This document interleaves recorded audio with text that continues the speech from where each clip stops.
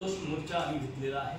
जल्लोष एल्गार मोर्चा घेतलेला आहे आणि तो भिवंडीला घेतलेला आहे. सोनाली मैदान म्हणून आगरी महोत्सव ज्या ठिकाणी सुरू केलं जातं याच्या अर्थ लोकांच्या भावना आपल्या लक्षात येत असतील आणि या सगळ्या याच्यामध्ये आम्ही